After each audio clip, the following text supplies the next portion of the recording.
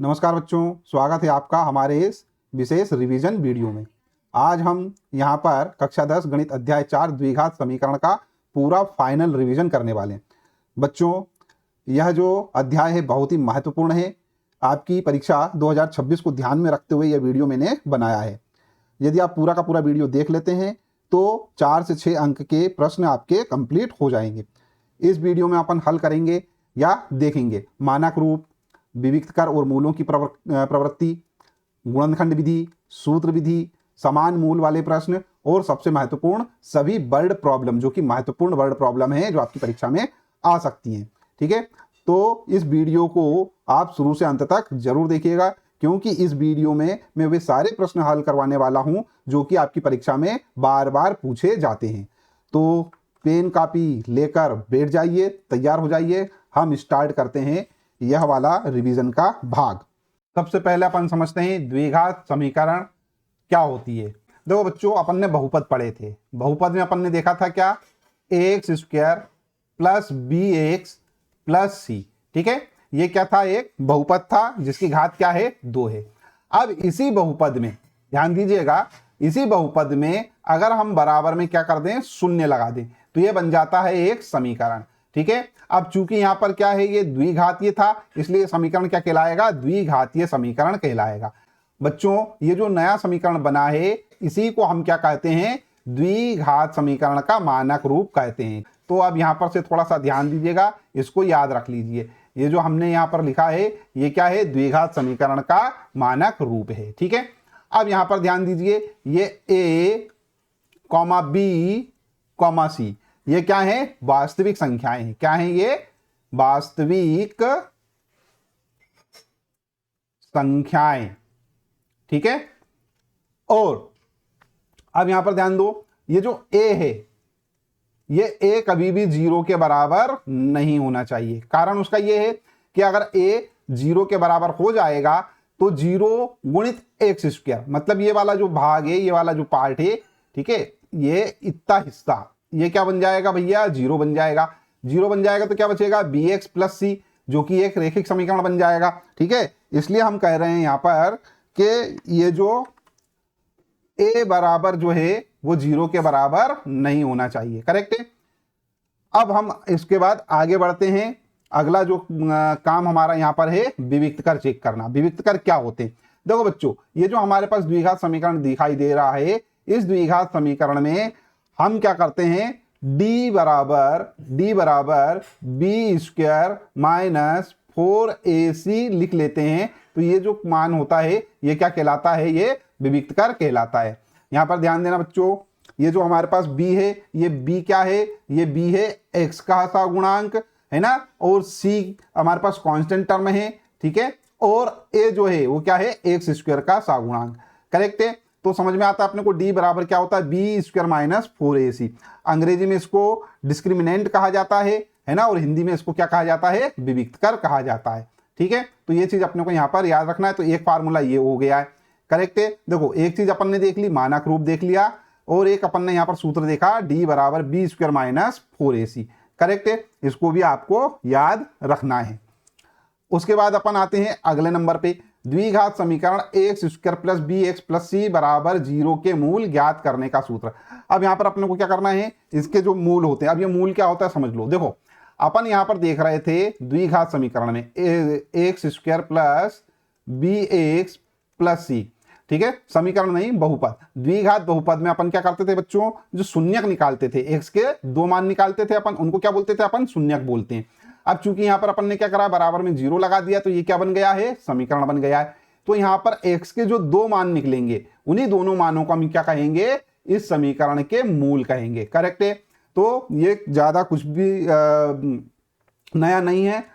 जैसा बहुपद में होता था, बहुपद के लिए क्या होते हैं, शून्यक होते हैं, वैसे ही यहां पर समीकरण के लिए क्या होते हैं, मूल होते हैं। यह अपने को याद रखना चाहिए। और इन दोनों मूलों को निकालने के लिए सूत्र हमारे पास होता है एक, क्या, x बराबर, ध्यान से देखेंगे, बहुत ही ज्यादा महत्वपूर्ण सूत्र है, x बराबर minus B plus minus under root B square minus 4ac, correct है। और अपॉन में आ जाएगा क्या, 2a। ये फार्मूला है, इस फार्मूले को अच्छे से याद रखना है अपने को, है ना। अच्छा बच्चों ध्यान दो, यहां पर बी स्क्वायर माइनस 4ac ये क्या है, ये विविक्त करे, ये अभी हाल देखा अपन ने, देखो बी स्क्वायर माइनस 4ac, यहां पर भी तो वही है, बी स्क्वायर माइनस 4ac, ठीक है। तो अपन इसको इस प्रकार भी लिख सकते हैं, क्या, minus B plus minus under root D upon में 2a, करेक्ट है। अब देखो अभी हाल मैंने आपको बोला था कि समीकरण के दो मूल होंगे, ठीक है। अब वो दो मूल क्या होंगे, यहां पर देखो, यहां पर दो चिन्ह दिखाई दे रहे हैं अपने को, एक दे रखा है प्लस और एक आ रहा है माइनस। अगर प्लस चिन्ह ले लेते हैं तो जो मान निकलेगा वो क्या होगा भैया, एक मान होगा। माइनस चिन्ह ले लेंगे अपन तो वो क्या होगा, दूसरा मान होगा। देख लो यहां पर x बराबर माइनस बी प्लस यहां आ जाएगा रूट डी अपॉन में क्या आएगा 2a। एक मान तो ये हो गया, दूसरा मान क्या हो जाएगा, x बराबर minus B minus root D upon में 2a, ठीक है। तो ये दो मान हमारे पास हो गए। अब अपन यहां पर अगला पार्ट जो पढ़ेंगे वो पढ़ेंगे मूलों की प्रकृति। अब मूलों की प्रकृति क्या है वो अपन कैसे डिसाइड करते हैं, वो डिसाइड करते हैं डी के मान से। डी को ने विविक्त करे, यदि डी जो है वो 0 से बड़ा हो तब मूलों की प्रकृति क्या होती है, जब d 0 के बराबर हो तो मूलों की प्रकृति क्या होती है, जब d 0 से छोटा हो तो मूलों की प्रकृति क्या होती है। तीनों अपन यहां पर पढ़ने वाले हैं, ठीक है। स्थिति 1, जब d क्या हो, 0 से बड़ा हो। देखो बच्चों जब d जो है वो 0 से बड़ा होगा, इसका क्या मतलब होगा, इसका ये मतलब होगा कि बी स्क्वायर माइनस 4ac जो है वो क्या होगा, 0 से बड़ा होगा, करेक्ट है। अरे बात समझ में। अब ऐसी स्थिति में क्या होता है, जो हमारे पास इसके मूल निकलेंगे, मूल मतलब क्या, x के मान। x के मान यहां पर देखा लिया अपन ने, x के ये दो मान है, एक ये और एक ये, है ना। दोनों मान क्या होंगे, वास्तविक होंगे। दो मान निकलेंगे, दोनों क्या होंगे, वास्तविक होंगे, ठीक है। तो यहां पे लिख देता हूं मैं दो मूल, और दोनों मूल क्या होंगे, वास्तविक होंगे, वास्तविक, ठीक है। और क्या होंगे, भिन्न भिन्न होंगे, अलग अलग होंगे, ठीक है। भिन्न भिन्न होंगे और अलग अलग होंगे। तो एक तो ये स्थिति बन गई। दूसरी स्थिति देखते हैं अपन। दूसरी स्थिति क्या होगी, जब d बराबर 0 के हो, तो ये d बराबर 0 के हो, तब क्या होगा, बी स्क्वायर माइनस 4ac क्या होगा, 0 के बराबर होगा, है ना। इसको अपन ऐसा भी देख सकते हैं कि बी स्क्वायर जो है वो 4ac के बराबर होगा। ऐसी स्थिति में क्या होंगे, दोनों मूल क्या होंगे, बराबर होंगे। देखो क्यों बराबर होंगे, यहां पर देखते हैं अपन। ये x के दो मान आ रहे थे, minus B plus root D upon 2a आ रहा था। अब मैं यहां पे बोल रहा हूं कि जो d है वो 0 के बराबर हो जाता है। तो जब d जो है वो 0 के बराबर हो जाएगा तो रूट डी क्या हो जाएगा, ये इतना मान जो है वो 0 हो जाएगा। जब 0 हो जाएगा तो क्या बचेगा, माइनस बी अपॉन 2a बचेगा। उसी प्रकार यहां पर भी d अगर 0 हो जाएगा तो ये इतना मान जो है ये क्या हो जाएगा, 0 हो जाएगा। तो बचेगा क्या, माइनस बी अपॉन 2a। मतलब ये दोनों मान क्या बच रहे हैं भैया, एक जैसे बच रहे हैं, है ना। इसलिए अपन क्या बोलते हैं, इसके दो मूल क्या होंगे, समान होंगे। तो यहां पे लिख देता हूं मैं दोनों मूल क्या होंगे, समान होंगे, समान, करेक्ट है। ये अपने को याद रखना है। और क्या होंगे, वास्तविक होंगे, वास्तविक, ठीक है। ये अपने को याद रखना है। अब ये तीसरी स्थिति है, इसको भी देख लेते हैं अपन। तीसरी स्थिति क्या है, डी छोटा है 0 से, अर्थात डी क्या है, ऋणात्मक है। मतलब क्या हो गया कि बी स्क्वायर माइनस 4ac इसका मान यदि 0 से छोटा आए या ऋणात्मक आए तो मूल क्या होंगे, अवास्तविक होंगे, काल्पनिक होंगे, ठीक है। तो यहां पे लिख देता हूं मैं क्या, काल्पनिक मूल, ठीक है। तो बच्चों अभी तक अपन ने यहां पर जो पढ़ा है, आशा करता हूं ये समझ में आ गया होगा। यदि आपने इतना भाग अच्छे से समझ लिया है तो अब यकीन मानिए आगे के सारे प्रश्नों को आप आसानी से हल कर सकेंगे, ठीक है। अब एक काम करते हैं, यदि आपको यह पार्ट समझ में ना आया हो तो वीडियो को एक बार और देखिए यहां तक। उसके बाद हम क्या करने वाले हैं, प्रश्नों को हल करने वाले हैं। चलिए बच्चों स्टार्ट करते हैं अपन प्रश्न क्रमांक 1 से। समीकरण 2x² माइनस 7x प्लस 6 बराबर 0 को गुणनखंड विधि से हल कीजिए। मैंने जैसा आपको पहले बताया था कि दो विधियां होती हैं इनको हल करने की। एक विधि जो है वो क्या है, गुणनखंड विधि, और दूसरी है सूत्र विधि।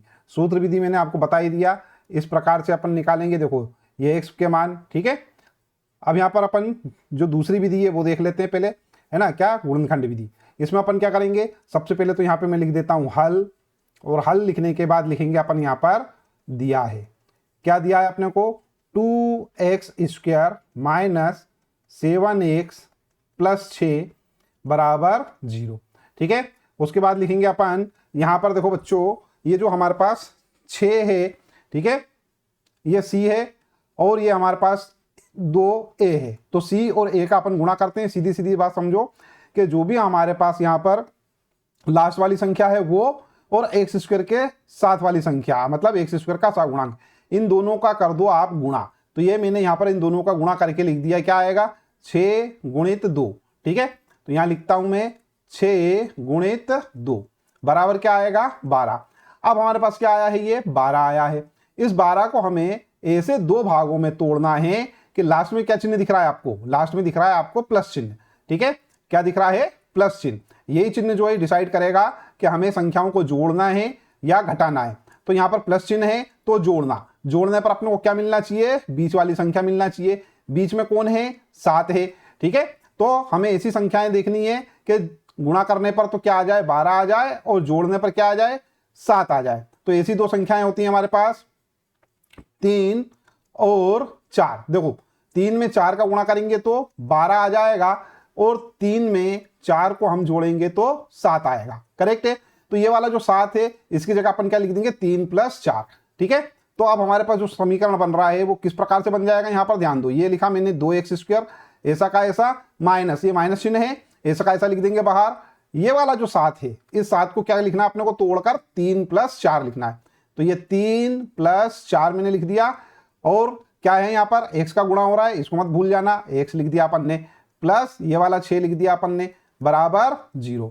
अब देखो बच्चों इसको हम थोड़ा और आगे हल करते हैं। ये आ गया हमारे पास क्या, 2x² माइनस, अब देखो माइनस चिन्ह का अंदर गुणा हो रहा है तो -3 हो जाएगा, और ये x भी तो है यहाँ पर, x का भी गुणा होगा तो क्या आएगा, -3x। तो ये लिख दिया अपन ने यहाँ पर -3x। अब फिर आगे बढ़ते हैं अपन, यहाँ पर देखो ये माइनस का गुणा यहाँ पे कर रहे हैं अपन अंदर, तो हो जाएगा प्लस का, तो क्या हो जाएगा, +4, और x का भी तो गुणा होगा अंदर, तो क्या हो जाएगा, +4x, सॉरी -4x। देखो माइनस का गुणा प्लस के साथ कर रहे हैं तो माइनस होगा, तो -4x, क्या आएगा यहाँ पर, -4x, प्लस का क्या आ जाएगा, 6, बराबर में क्या, 0। अब आगे हल करते हैं अपन इसको। देखो यहाँ पर हम क्या करने वाले हैं, उसके बाद जैसा हम बहुपद में करते थे, दो दो संख्याओं का जोड़े बना लेते थे, तो इन दोनों संख्याओं का जोड़ा बन जाएगा, एक जोड़ा यहाँ बन जाएगा। यहाँ से जो कॉमन निकल रहा है उसको कॉमन निकाल लेंगे, तो देखो यहाँ से x² है, और यहाँ पर गुणे में कौन है, x है, तो यहाँ से x कॉमन ले सकते हैं हम। तो हमने क्या करा, यहाँ पर से x बाहर कॉमन ले लिया, अंदर क्या बचेगा, देखो x तो यहाँ से गया, तो यहाँ क्या बचेगा, 2x बचेगा, ये 2x, यहाँ पे से x बाहर चला गया तो क्या बचा, यहाँ से 3 बचा, तो ये -3। अब यहाँ पर ध्यान दो बच्चों, माइनस चिन्ह आगे है, ठीक है, माइनस चिन्ह आगे है, तो माइनस कॉमन लेंगे अपन। जब हम माइनस चिन्ह कॉमन लेते हैं तो क्या होता है, अंदर के सारे चिन्ह क्या होते हैं, बदल जाते हैं। तो ये वाला जो प्लस है ये क्या हो जाएगा, माइनस हो जाएगा। तो ये माइनस तो अपन ने बाहर ले लिया अपन ने। अब ऐसी संख्या ढूंढो जिससे इन दोनों पदों में भाग दिया जा सके। तो ऐसी संख्या होती है 2 से अपन भाग दे सकते हैं, 2 दूनी 4, है ना, 2 से अपन भाग दे सकते हैं 6 को, 2 तिया 6, ठीक है। तो जब 2 से भाग देंगे तो 2 बार आएगा, तो अपन क्या करते हैं, यहाँ पर 2 कॉमन ले लेते हैं, 2 कॉमन लिया, 2 से भाग देंगे तो आएगा 2, तो ये आ जाएगा 2x, है ना। और ये चिन्ह मैंने बता ही दिया आपको, आगे माइनस है ना, तो ये माइनस चिन्ह कॉमन लिया, तो ये वाला जो प्लस ये क्या हो जाएगा, माइनस हो जाएगा, ये माइनस लिख दिया, है ना। भाग देंगे इसमें तो क्या आएगा, 3 आएगा, ये 3 हो गया, बराबर में क्या, 0। अब यहाँ पर ध्यान दो बच्चों, ये वाला पद, ठीक है, ये इतना हिस्सा और एक ये हिस्सा, ये देखो दोनों एक जैसे हैं, 2x - 3 2x - 3 एक जैसे हैं, तो ये 2x - 3 जो है इसको अपन ले लेते हैं बाहर कॉमन, ठीक है। तो इसको अपन बाहर कॉमन ले लेंगे, क्या आएगा यहाँ पर से, ये हो जाएगा 2x - 3 बाहर, और ये x - 2 आ जाएगा अंदर, तो ये x - 2, ठीक है, बराबर में क्या आया, 0। अब देखो बच्चों यहाँ पर थोड़ी समझने वाली बात, अपने को बराबर में क्या लाना है, बराबर में अपने को लाना है 0। तो अब क्या होगा, या तो ये वाला भाग 0 होगा या ये वाला भाग 0 होगा, है ना, तभी तो होगा हमारे पास ये वाला भाग ये बराबर में 0, क्योंकि 0 का गुणा किस संख्या से करेंगे तो 0 ही आएगा। या फिर क्या होना चाहिए, या फिर दोनों ही 0 होना चाहिए, ठीक है। तो मतलब इनमें से कम एक तो 0 है, अपन ये मान के चलते हैं। तो यहां पे लिख देंगे अपन क्या, अतः 2x - 3 बराबर 0 या x - 2 बराबर 0, यह हो गया हमारे पास, ठीक है। अब इसको अपन आगे हल करते हैं। इसको मैं साफ कर देता हूं रफ कार्य को। अब देखो यहां पर से ये 2x - 3 है, ये वाला जो भाग है ये -3 है, ये दूसरी तरफ जाएगा तो प्लस का हो जाएगा। तो क्या हो जाएगा, ये हो जाएगा 2x बराबर, ये 3 जाएगा इधर तो हो जाएगा -3 था तो +3 हो जाएगा, है ना। और या करके दूसरा मान ये वाला, अब यहां पर जो 2 है इधर माइनस का है, दूसरी तरफ जाएगा तो प्लस का हो जाएगा। तो यहां पे लिख देता हूं मैं x बराबर 2। अब देखो यहां पर ये वाला जो पहला वाला मान है, यहां पर क्या है, ये x है, ये 3 है, और ये 2 जाएगा बटे में, क्यों, क्योंकि x के साथ 2 का गुणा हो रहा है, इधर गुणित में, दूसरी तरफ जाएगा तो भागित में हो जाएगा। तो ये 2 या x बराबर 2 तो हमारे पास है ही, ठीक है। तो यहां पर अपन क्या लिखेंगे, गुणनखंड विधि से हल करना है, तो उत्तर लिख देते हैं अपन, यहां पर हल लिख देते हैं। उत्तर क्या, x बराबर 3/2 कॉमा x बराबर 2, यही क्या होंगे, हमारे आंसर होंगे, ठीक है। आ रही बात समझ में, बड़ा आसान सा काम था। एक और प्रश्न अपन हल करते हैं। प्रश्न 2, समीकरण 6x² - x - 2 बराबर 0 के गुणनखंड विधि से हल करो। करते हैं भैया। सबसे पहले लिख देंगे अपन हल, जैसा कि पहले वाले प्रश्न में करा था अपन ने, है ना। दिया है लिख लिया अपन ने, दिया है, क्या दिया है, 6x² - x - 2 बराबर में क्या, 0, ठीक है। अब यहां पर ध्यान दो, जैसा मैंने आपको बताया था कि सबसे आखिरी वाली संख्या मतलब 2 और सबसे पहले वाली संख्या मतलब 6, ठीक है। तो x² का सगुणांक और आखिरी में जो c होता है, कांस्टेंट टर्म होती है, उसका आपस में क्या करेंगे, गुणा करेंगे। तो इन दोनों का कर दिया अपन ने गुणा, क्या आएगा, 6 दूनी 12, ठीक है। ये हो गया हमारे पास क्या, 6 × 2 बराबर में आ गया 12, ठीक है। अब 12 के अपने को क्या करना है, ऐसे 2 भाग में तोड़ना है कि गुणा करने पर तो 12 आ जाए, ठीक है, गुणा करने पर 12 आ जाए। अब बोलोगे सर ये आ तो रहा है 6 दूनी 12, नहीं, दूसरी संख्याएं लेना इनके अलावा, ठीक है। तो 6 दूनी 12, अब 12 आना चाहिए। और यहां लास्ट में चिन्ह देखो, मैंने आपको बताया था पहले वाले प्रश्न में कि लास्ट वाला चिन्ह डिसाइड करेगा कि जोड़ना है या घटाना है। तो मैं बता रहा हूं यहां पर लास्ट वाला चिन्ह माइनस है तो अपने को घटाना है। घटाने पर क्या मिलना चाहिए, बीच वाली संख्या। बोलोगे सर बीच में तो कुछ है ही नहीं, केवल 1 से, अरे कुछ नहीं है, तो इसका क्या मतलब है, 1 तो है ही, क्योंकि अगर 1 का आप x के साथ गुणा कर दोगे तो क्या होगा, वही का वही मान रहेगा, कोई फर्क पड़ेगा नहीं उसमें। तो x के साथ कुछ नहीं है, इसका मतलब है कि x के साथ 1 का गुणा तो हो ही रहा है। तो इसका क्या मतलब हुआ कि घटाने पर अपने को 1 मिलना चाहिए और गुणा करने पर कितना मिलना चाहिए, 12। तो ऐसी संख्याएं होती हैं 4 × 3, करेक्ट है। तो ये हो जाएगा 4 × 3 = 12 और 4 में से 3 घटाएंगे तो आएगा 1, करेक्ट है। तो हमको ये संख्या मिल गई। अब ये जो हमारे पास बीच वाली जो संख्या है मतलब 1 है, x के साथ में 1 का गुणा हो रहा है तो 1 है, तो 1 की जगह अपन क्या लिखेंगे, 4 - 3 लिखेंगे, ठीक है।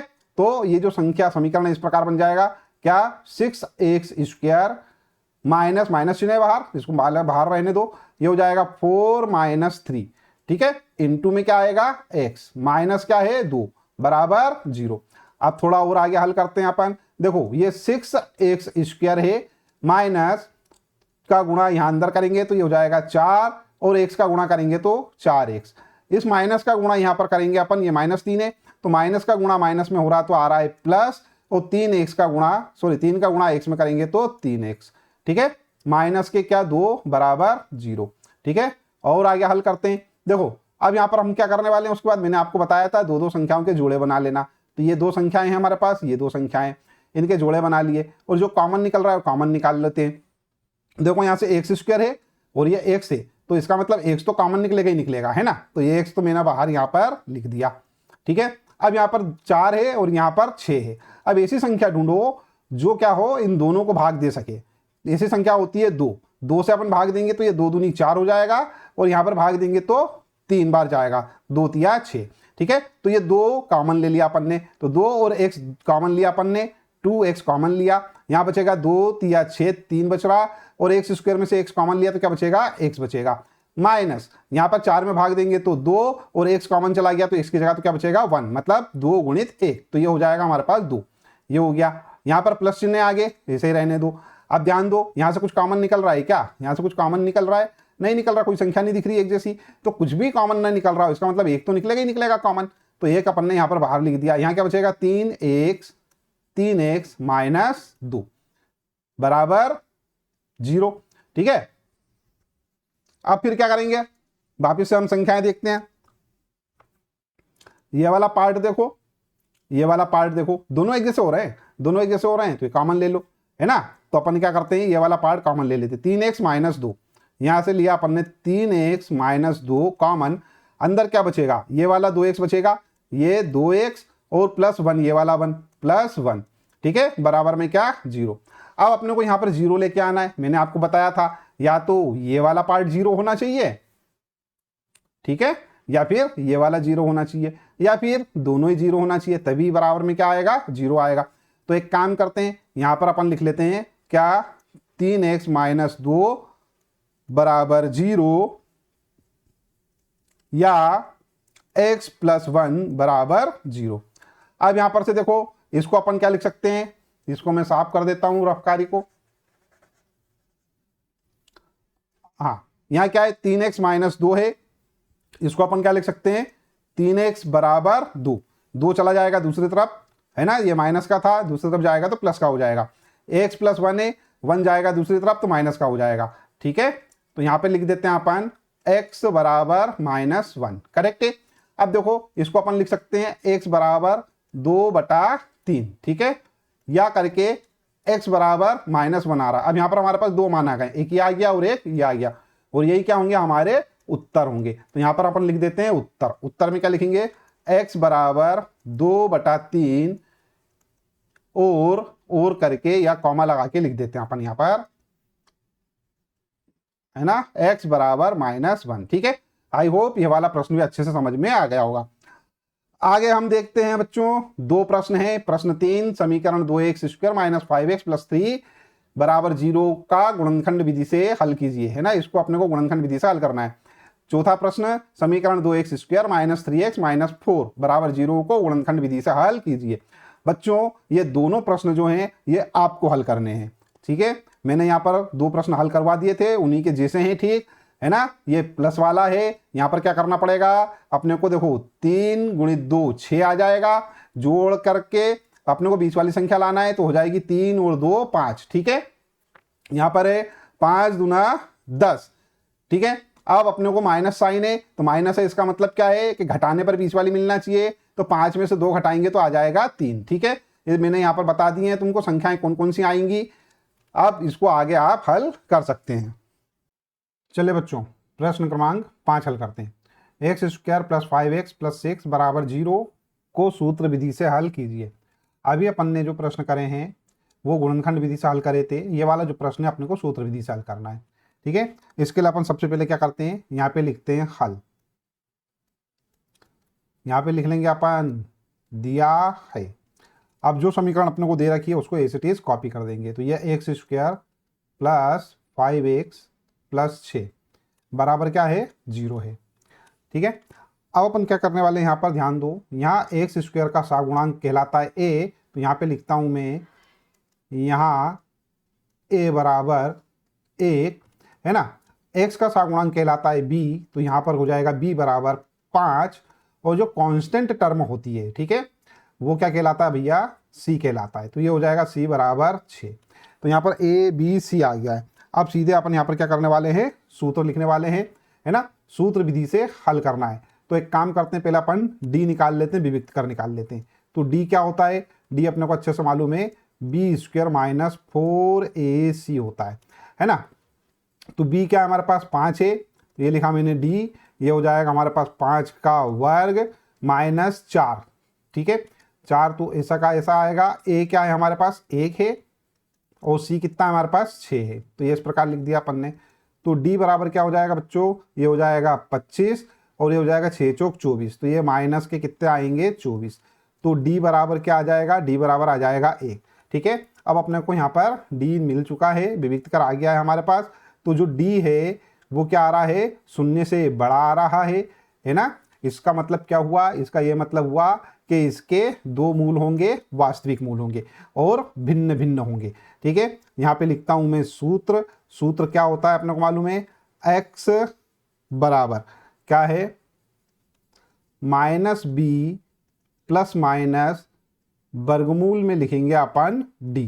ठीक है, और अपॉन में क्या आएगा, 2a आएगा, है ना। अब यहां पर ध्यान दो, ये तो हो गया हमारे पास x बराबर माइनस बी। बी क्या है, बी हमारे पास 5 है, तो ये लिखा अपन ने 5 plus minus under root D. D क्या आ रहा है, 1 आ रहा है, तो ये आ गया हमारे पास 1, है ना। और यहाँ पर क्या आ जाएगा बच्चों, अपॉन में 2a, तो ये 2 इंटू ए कितना है, 1 है, तो ये आ गया 1। ठीक है, इसको थोड़ा और आगे हल करते हैं अपन। ये हो जाएगा -5 प्लस माइनस ए। ठीक है, तो ये प्लस माइनस और रूट 1 का मान 1 ही होता है, तो 1 लिख दिया अपन ने, और यहाँ हो जाएगा 2 एकम 2। अब देखो यहाँ पर क्या आएगा, यहाँ पर दो मान आएंगे हमारे पास, x बराबर -5 प्लस 1 प्लस चिन्ह लेने पर, और ठीक है एक मान यहाँ आ जाएगा x बराबर -5 -1। ठीक है, ये प्लस ले लिया यहाँ पर, यहाँ ले लिया माइनस, अपॉन में आ जाएगा 2।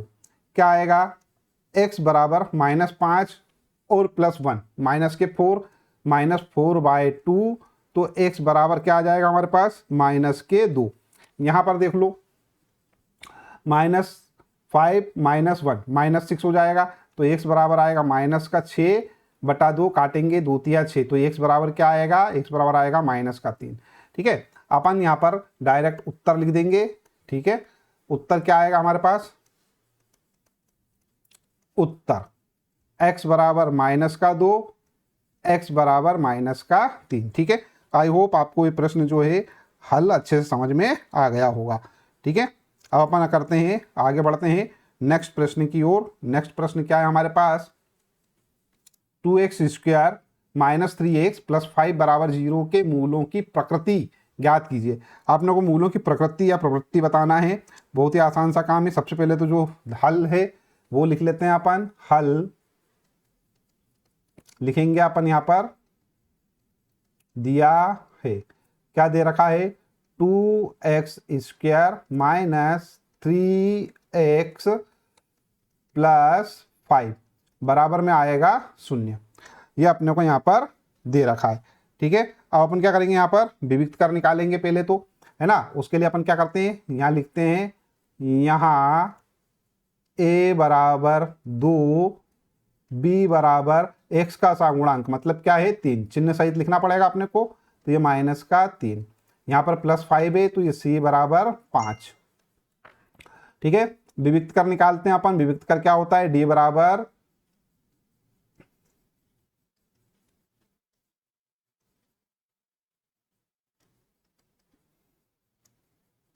b² -4ac।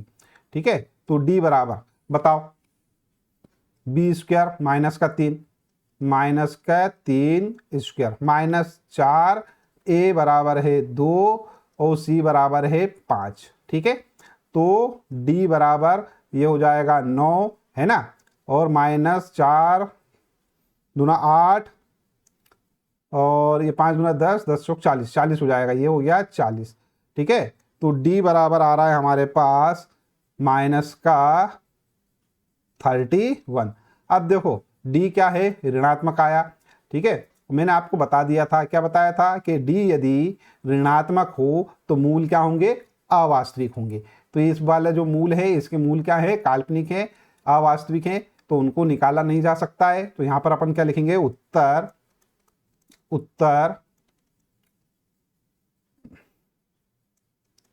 चूंकि विविक्त कर क्या है,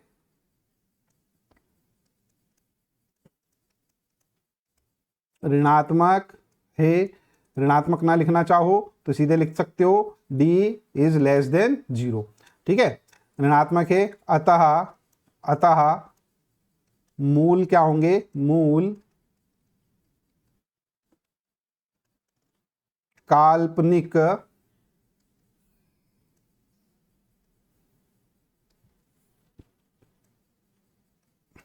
काल्पनिक होंगे। ठीक है, और यही हमारा क्या होगा, आंसर होगा, उत्तर होगा। नेक्स्ट क्वेश्चन अपन करेंगे 7वां प्रश्न, 3x² - 2x + 1/3 बराबर 0 के मूल ज्ञात कीजिए। इसके मूल ज्ञात करना है। सबसे पहले अपन लिख लेते हैं हल, और लिख लेंगे अपन दिया है, दिया गया समीकरण या दिया है, क्या है, 3x² - 2x + 1/3 = 0। लिखेंगे अपन यहाँ a बराबर 3, b बराबर -2 और c बराबर 1/3। ठीक है, अच्छा, इतना करने के बाद अब अपन यहाँ पर क्या करते हैं, विविक्त कर ज्ञात करते हैं। सबसे पहला काम वही है हमारा पास, विविक्त कर ज्ञात करना। विविक्त कर ज्ञात करो, पता लगाओ इसके मूल वास्तविक हैं भी या नहीं। अगर वास्तविक नहीं है तो आगे सवाल हल करने की जरूरत नहीं है। ठीक है, वास्तविक होंगे तभी अपन उनको निकालेंगे। तो d बराबर क्या होता है, b² - 4ac, यह हमारे पास फार्मूला होता है ना। तो विविक्त कर निकालना है अपने को, d बराबर b क्या है, -2 है, तो ये लिखा अपन ने -2 होल स्क्वायर -4 × a कितना है, 3 है, और फिर क्या है c कितना है, 1/3 है, तो ये 1/3 लिख दिया। क्या आएगा बच्चों, d बराबर -2 गुणित -2 हो जाएगा 4। ठीक है, माइनस ये हो जाएगा 4, है ना, गुणित 3 से ये 3 कैंसिल हो जाएगा, 1 आएगा। तो d बराबर क्या आएगा, d बराबर आएगा हमारे पास 4 - 4, तो d बराबर आ जाएगा हमारे पास 1। ठीक है, तो ये तो आ गया हमारे पास विविक्त कर। ठीक है, इतना पार्ट हो गया हमारे पास। इसका क्या मतलब है, इसका ये मतलब है 1 क्यों 0 आएगा, d बराबर क्या आ रहा है, 0 आ रहा है ना। 4 में से 4 घटाए तो 0 बचेगा ना, तो ये d बराबर क्या है, 0 है। इसका क्या मतलब है कि मूल जो है वो वास्तविक है और साथ ही साथ में क्या है, बराबर है ना। तो हमारे यहाँ पर x का मान लिखना है अपने को, तो यहाँ पे लिखता हूं मैं x बराबर, सूत्र लिख लेते हैं अपन, क्या होता है, -b ± √d और अपॉन में क्या आएगा, 2a, ये सूत्र होता है। तो ये x बराबर -b क्या है भैया, ये हमारे पास माइनस और माइनस का चिन्ह है, तो माइनस का चिन्ह बाहर लगा दिया फार्मूले का, और b की जगह -2 लिख दिया, प्लस माइनस √d का मान वो क्या है, 0 है, तो ये हो जाएगा 0, और अपॉन में क्या आएगा, आएगा 2a। यहाँ पर से क्या लिख सकते हैं अपन लिख सकते हैं a बराबर माइनस गुणित माइनस हो जाएगा प्लस, तो हो जाएगा 2, और प्लस -0 का मतलब क्या होता है, 0 ही होता है। तो यहाँ से +-0 अपॉन में 2a, a क्या है, a बराबर 3 है, तो यहाँ पर अपने को 3 लिख लेना चाहिए था, लिख देते हैं, भूल गए थे तो, गुणित में 3, 3 दूना क्या आएगा, 6। ठीक है, तो यहाँ पर लिख देता हूं मैं 6, तो ये आ गया 2/6। तो x बराबर क्या आएगा, 2/6 अर्थात 1/3, है ना, 2 × 2 2 × 6। अब देखो चूंकि ये 0 है तो दोनों मूल यही के ये रहेंगे, तो उत्तर को अपन क्या करते हैं, 2 बार लिख देते हैं। उत्तर लिख देते हैं अपन, उत्तर x बराबर 1/3 कॉमा x बराबर 1/3। ठीक है, यही क्या होगा, हमारा आंसर होगा। चूंकि d बराबर 0 है, ठीक है, अतः दोनों मूल क्या होंगे, समान होंगे, समान होंगे। ठीक है, अब अगला प्रश्न करते हैं अपन, प्रश्न क्रमांक 8।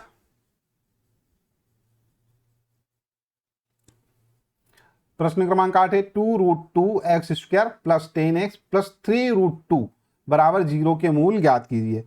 ठीक है, तो सबसे पहले तो लिखते हैं अपन हल। दिया गया समीकरण निम्न है या दिया है, क्या दिया है, 2√2x² + 10x + 3√2 बराबर 0। फिर उसके बाद अपन लिखते हैं यहाँ a बराबर 2√2, ठीक है, ये x² का सगुणांक, कॉमा बी क्या होता है, एक्स का सगुणांक 10। सी क्या होता है, ये कांस्टेंट टर्म 3√2। ठीक है, अब यहां पर से अपने को डी निकालना है पहले, तो डी का formula B square minus 4ac, तो डी बराबर, ठीक है, बी 10 का स्क्वायर माइनस 4 इंटू ए क्या है 2√2, 2√2 इंटू सी क्या है 3√2, ठीक है। तो यहां से डी बराबर क्या आएगा हमारे पास, हल करते हैं। देखो ये तो हो जाएगा 10 गुणित 10 मतलब कितना 100, माइनस अब देखो ये हो जाएगा 4 दूनी 8, 8 तिया 24, ठीक है, तो ये 24। अब देखो ये √2 और ये √2, इन दोनों का गुणा करेंगे तो आएगा कितना 2, ठीक है। तो यहां पर लिख दिया अपन ने 2। डी बराबर क्या आएगा 100 माइनस 24 दूना 48 है ना 48। अब ये 100 में से इसको घटा दो, तो डी बराबर आएगा हमारे पास 52, ठीक है। तो ये तो आ गया हमारे पास भैया डी का मान, ठीक है। अब एक चीज यहां पर ध्यान दो, इसका मतलब ये है कि मूल जो है ना, डी क्या आ रहा है 52 आ रहा है, मूल क्या होंगे वास्तविक होंगे, ठीक है, और इनको अपने को ज्ञात करना है। यहां पर अपन सूत्र लिख लेते हैं,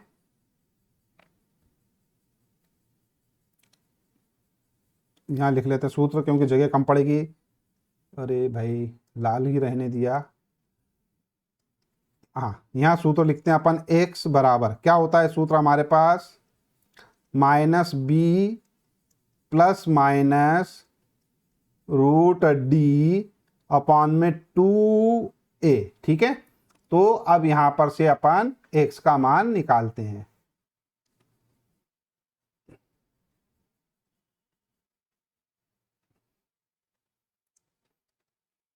x बराबर देखो माइनस बी क्या है हमारे पास 10 है, तो ये माइनस का 10 हो गया, ठीक है, प्लस माइनस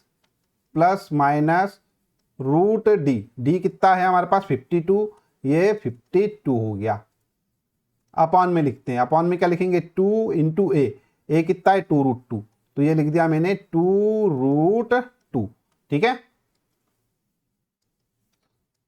इसको थोड़ा व्यवस्थित कर लेते हैं,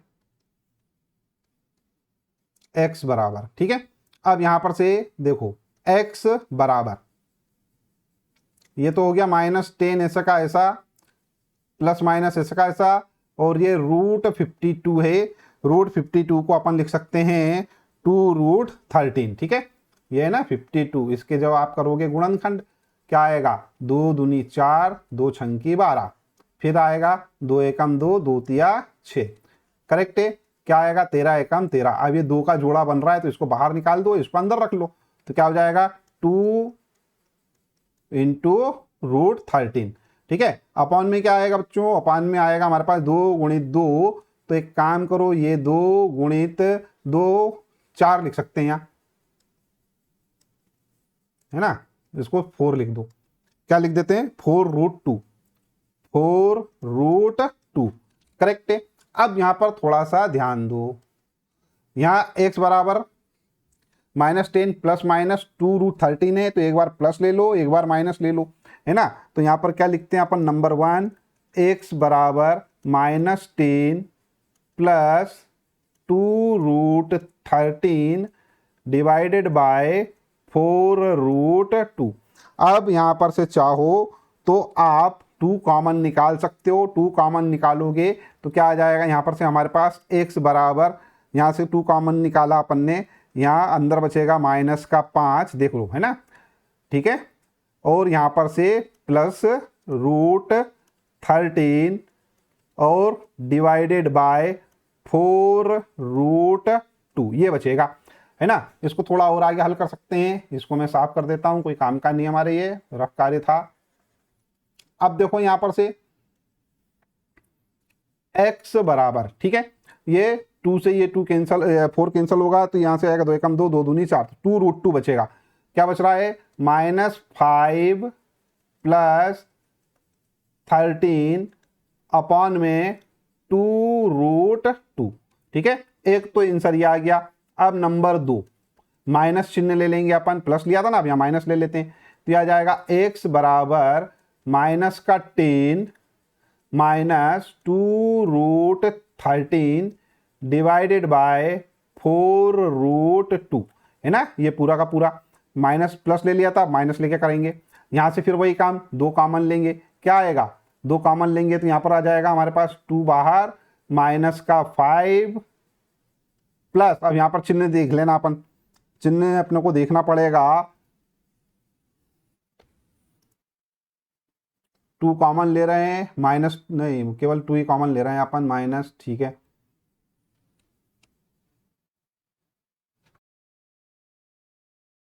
ये हटा देते हैं प्लस का चिन्ह, हाँ क्या आएगा माइनस, ये माइनस, हाँ। अब ये क्या है हमारे पास 2 कॉमन लिया तो ये √13 बचेगा हमारे पास अंदर, ठीक है, ब्रैकेट बंद कर दो। ये आ जाएगा हमारे पास क्या 4√2। अब 2 से 2 कैंसिल करेंगे तो यहाँ आ जाएगा x बराबर -5 माइनस √13 और बटे में आ जाएगा 2√2, ठीक है। अब उत्तर आप लिख लेंगे अपन क्या, x बराबर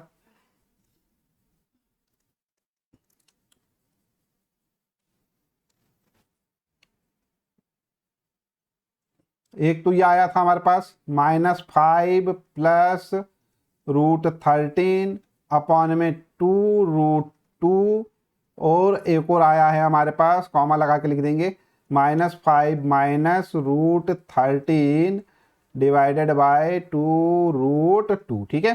तो इस प्रकार से ये प्रश्न हमारा 8वां भी यहाँ पर हल हो जाता है। आई होप आपको समझ में आ गया होगा। चलिए अब अपन प्रश्न क्रमांक 9 देखते हैं। 2x² प्लस kx प्लस 3 बराबर 0 के दोनों मूल समान हो तो k का मान ज्ञात कीजिए। देखो बच्चों, सबसे पहले तो अपन यहाँ पे लिख लेंगे हल, और हल लिखने के बाद जो दिया है वो लिख लिया जाता है। तो दिया है, क्या दिया है अपने को, 2x² प्लस kx प्लस 3 बराबर में 0।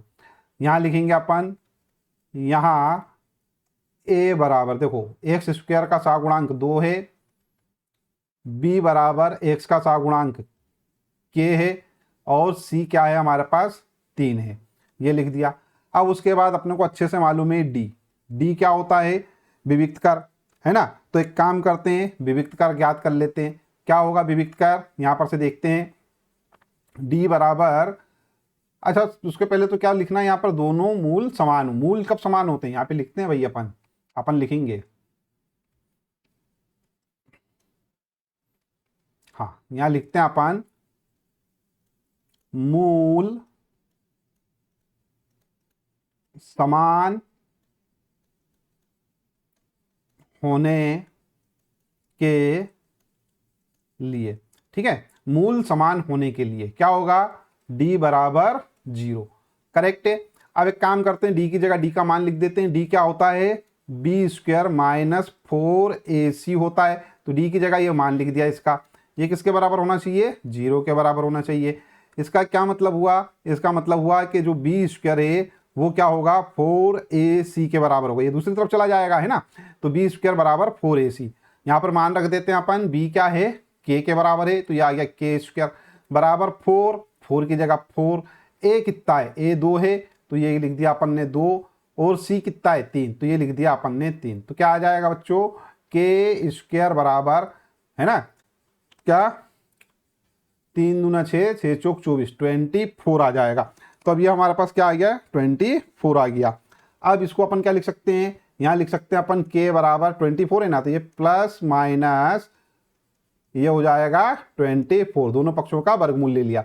अब 24 के गुणनखंड करो और उसको हल कर लो, ठीक है। तो 24 के गुणनखंड अपन करते हैं, तो क्या आएगा, 2 एकम 2, 2 दूनी 4, क्या आएगा 2 छंकी 12, फिर आएगा 2 तिया 6, फिर आएगा 3 एकम 3। अब जो जोड़ा बन रहा है सिर्फ ये बन रहा है 2 का, तो ये बाहर निकाल लो और ये अंदर हो जाएगा, 3 दूना 6, 6 आएगा अंदर। तो k का मान क्या हो जाएगा, k बराबर प्लस माइनस 2 अपन बाहर निकाल लेते हैं और अंदर क्या चला जाएगा, 3 दूना 6 अंदर रह जाएगा। क्यों? क्योंकि इनके जोड़े नहीं बन रहे। यही हमारा क्या होगा, उत्तर होगा। ठीक है, तो उत्तर लिख देते हैं अपन, उत्तर के बराबर ±2√6। ठीक है, बहुत अच्छा सा प्रश्न है और ये परीक्षा में आ सकता है। नेक्स्ट क्वेश्चन करेंगे हम, प्रश्न क्रमांक 10। सिद्ध कीजिए कि यदि b² बराबर 4ac हो तो मूल समान होते हैं। इसको जरा थोड़ा ध्यान से देखिएगा।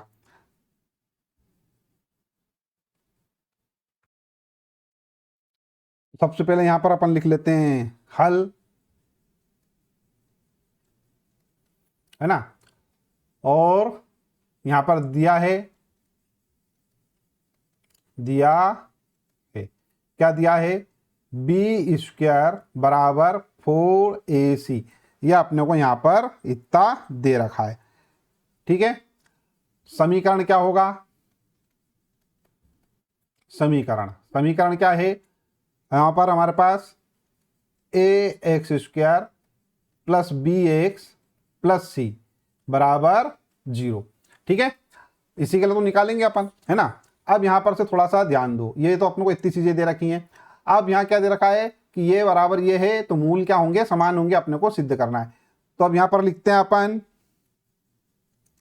d बराबर क्या होता है, b² माइनस 4ac ये होता है ना। सूत्र लिखते हैं अपन, सूत्र क्या होता है, x बराबर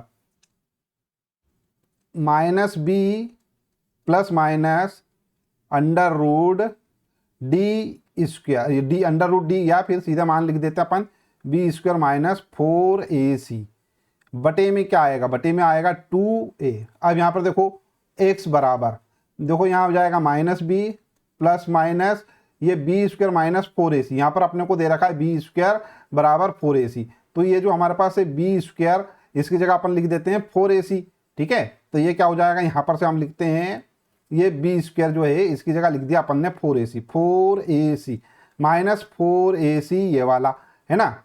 अब यहां पर आ जाएगा हमारे पास 2a, यहां पे लिख दो कारण लिख दो, क्यों लिखा अपन ने, यहां लिखेंगे चूंकि b² माइनस 4a, चूंकि b² बराबर 4ac। ठीक है, इसलिए अपन ने यहां पर क्या करा, b² की जगह 4ac लिख दिया है। आगे हल करते हैं इसको, x बराबर -b, ये प्लस माइनस हो जाएगा, इसको इसमें से घटाएंगे तो आएगा 0, तो ये आ जाएगा वर्गमूल में 0 और बटे में आ जाएगा हमारे पास 2a। ठीक है, अब यहां पर ध्यान दो, क्या प्लस लेने पर माइनस लेने पर, है ना, दोनों टाइम पे क्या आएगा, -b/2a आएगा। तो यहां पे लिख देते हैं प्लस चिन्ह लेने पर क्या आएगा, x बराबर -b/2a प्लस 0। ठीक है, यह क्या आएगा, x बराबर -b/2a। अब माइनस चिन्ह लेने पर, जब हम माइनस चिन्ह लेंगे तो क्या आएगा, x बराबर -b माइनस √0 या 0 बराबर में अपॉन में 2a। तो क्या आ जाएगा, x बराबर -b/2a। ठीक है, अब यहां पर ध्यान दो, दोनों जगह अपने को ये दिखाई दे रहा है x बराबर क्या, -b/2a, और यहां दिखाई दे रहा है x बराबर -b/2a। ठीक है, तो क्या लिखेंगे अपन, अतः x के दोनों मान क्या हैं, समान हैं।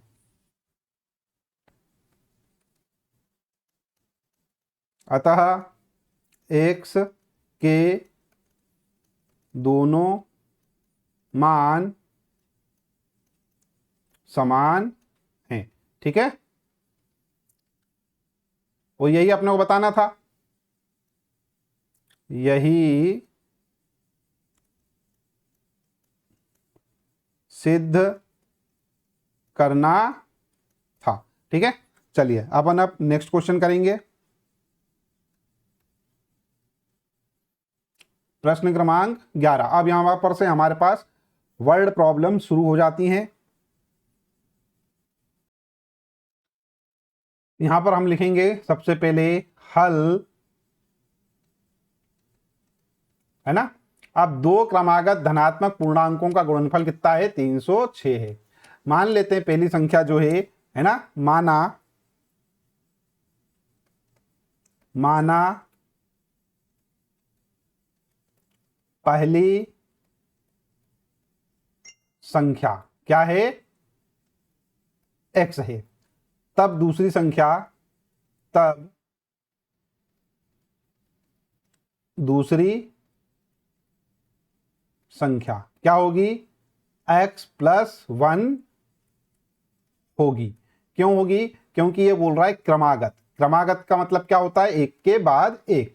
अगर मान लो एक संख्या 1 है तो दूसरी क्या होगी, 2 होगी। ठीक है, क्या हो गया, एक में एक जोड़ा तो हो गया 2। अगर मान लो पहली संख्या 2 है तो दूसरी क्या हो जाएगी, 3 हो जाएगी। क्यों, 2 में एक जोड़ा तो हो गई 3। तो अपन ने क्या, पहली वाली संख्या यदि अपन x मान रहे हैं तो दूसरी कितनी हो जाएगी, x+1 हो जाएगी। करेक्ट है, ये अपन यहां पर अच्छे से समझ जाते हैं। अच्छा, इतना तो कर लिया अपन ने। अब प्रश्न में वो क्या बोल रहा है कि इनका जो गुणनफल है, पूर्णांकों का गुणनफल, इनका जो गुणनफल है वो कितना है, 306 है। ठीक है, तो यहां पे लिख देता हूं मैं प्रश्नानुसार। तो प्रश्नानुसार क्या, कि दोनों का गुणनफल, ठीक है, इसका और इसका, है ना। तो ये x गुणित x+1, ये किसके बराबर है, 306 के बराबर है। अब इसको अपन हल कर लेते हैं। आगे क्या होगा, x का गुणा x में करेंगे तो आएगा x², प्लस क्या हो जाएगा, x हो जाएगा। ठीक है, ये 306 दूसरी साइड है, इधर की साइड ले आओ तो ये हो जाएगा 306, बराबर में क्या है, 0। अब देखो इसको अपन गुणनखंड विधि से हल कर सकते हैं, है ना। सबसे पहले तो यहाँ पर ध्यान दो, गुणनखंड विधि से हल करने के लिए मैंने आपको इसमें बताया था कि जो हमारे पास कांस्टेंट टर्म है और यहाँ पर x² का जो सहगुणांक है उनका आपस में कर दो गुणा। तो यहाँ पर करते हैं अपन 306 का 1 में गुणा करेंगे, आएगा 306।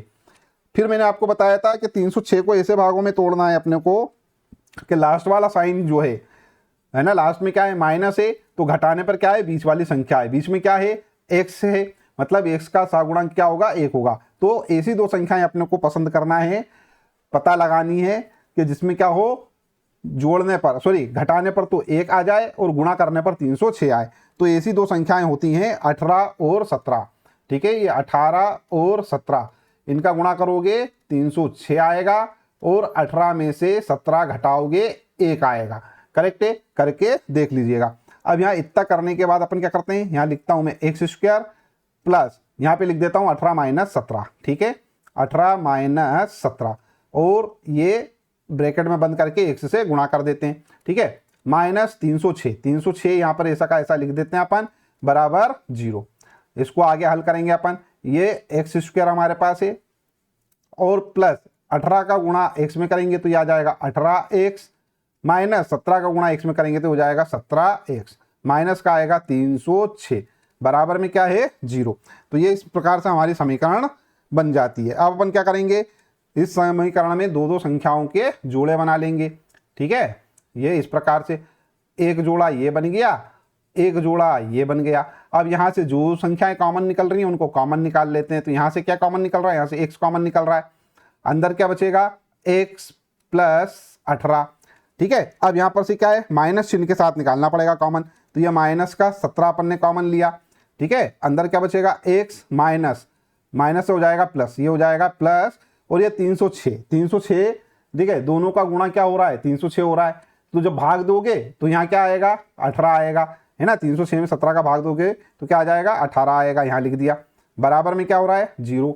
अब फिर क्या करना है अपने को, ये वो दोनों संख्याएं एक जैसी दिख रही हैं अपने को, है ना। तो ये कॉमन निकाल लो, x + 18 कॉमन निकाल लो। यहाँ से मैं आगे लिखता हूँ क्या, x + 18 कॉमन ले लेते हैं अपन। अंदर बचेगा हमारे पास क्या, ये वाला x और माइनस के 17, बराबर क्या, 0। अब इसको 0 बनाना है तो या तो ये 0 होना चाहिए या ये 0 होना चाहिए या दोनों 0 होना चाहिए। मतलब दो में से कम एक पद तो 0 होना ही चाहिए। ठीक है, इसको अपन हटा दो भैया, रफ कार्य करने के लिए लिया था स्पेस अपन ने। अब यहां पर ध्यान दो, यहां से क्या हो जाएगा, यहां लिखते हैं अपन अब x प्लस 18 बराबर 0, ठीक है, या x बराबर x माइनस 17, अपन डायरेक्ट लिख रहे थे x माइनस 17 बराबर 0, ठीक है। क्या हो जाएगा, x बराबर माइनस के 18 या x बराबर आ जाएगा 17, ठीक है। तो ये दो मान आ गए हमारे पास x के, ठीक है। अब यहां पर ध्यान देना बच्चों, x बराबर माइनस 18 को अपन छोड़ देंगे, क्यों, ये वाला मान अपन क्यों नहीं लेंगे, ठीक है, ये वाला मान अपन रिजेक्ट करेंगे। क्यों रिजेक्ट करेंगे, क्योंकि यहां पे लिखा है दो क्रमागत धनात्मक पूर्णांक, क्या लिखा है, धनात्मक, तो ये तो ऋणात्मक है, तो इसको अपन रिजेक्ट कर देते हैं। तब संख्या क्या होगी हमारे पास, x बराबर 17, ठीक है। तो यहां पे लिखते हैं चूंकि संख्याएं धनात्मक हैं, चूंकि संख्याएं क्या हैं,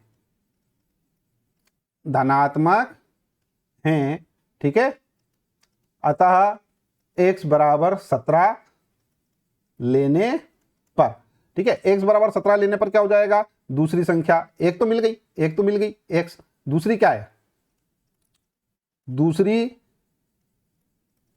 संख्या क्या है, x प्लस 1 है, तो ये लिख दिया अपन ने x प्लस 1 से 17 प्लस 1 क्या हो गई 18, ठीक है।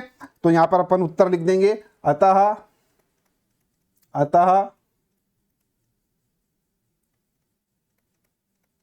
संख्याएं 17 और 18 हैं, ठीक है। तो ये वाला प्रश्न भी काफी अच्छा था, छोटा सा प्रश्न।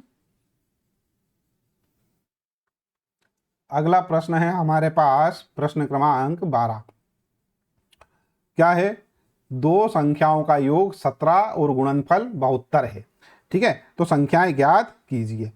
अब यहां पर थोड़ा सा यह ध्यान देना बच्चों, सबसे पहले तो अपन लिख लेते हैं हल, और हल लिखने के बाद लिख लेते हैं अपन माना पहली संख्या जो है वो क्या है, x है, ठीक है, माना पहली संख्या x है, ठीक है।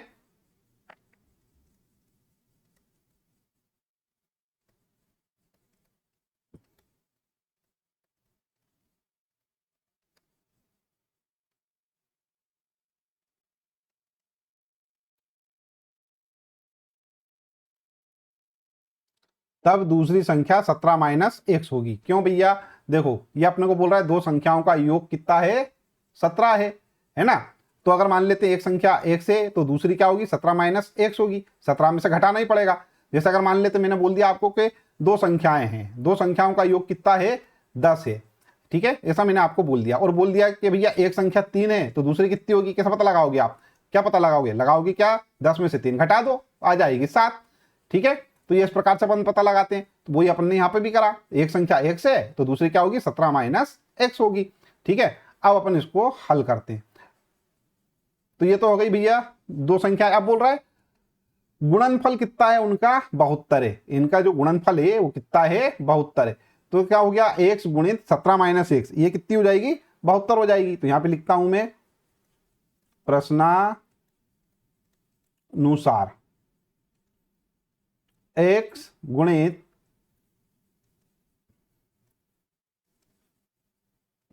17 माइनस x बराबर क्या, 72, 72। हल कर लेते हैं, x का गुणा अंदर करेंगे तो यह हो जाएगा हमारे पास 17x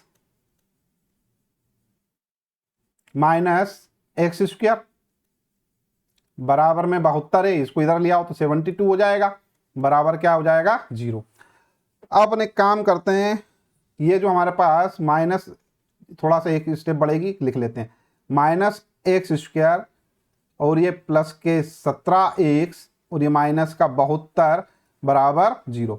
अब देखो अपने पास जो मानक रूप होता है उसमें क्या है, एक्स स्क्वायर वाला जो मान होता है वो क्या होता है, पॉजिटिव होता है। तो इसको अपन पॉजिटिव बनाते हैं, पॉजिटिव बनाने के लिए क्या करेंगे अपन, माइनस चिन्ह का क्या करते हैं, गुणा कर देते हैं पूरी समीकरण में। ठीक है, तो क्या हो जाएगा यहाँ पर से, ये हो जाएगा हमारे पास एक्स स्क्वायर, प्लस वाला जो है माइनस का हो जाएगा, और ये माइनस वाला जो है वो प्लस का हो जाएगा, तो ये होगा 72 बराबर 0। ध्यान देना बच्चों, कभी भी एक्स स्क्वायर जो है अर्थात आगे वाला जो पद है वो अगर ऋणात्मक हो तो उसको धनात्मक बनाने के लिए अपन क्या करेंगे, पूरा का पूरा जो समीकरण है उसके सारे चिन्हों को बदल देते हैं।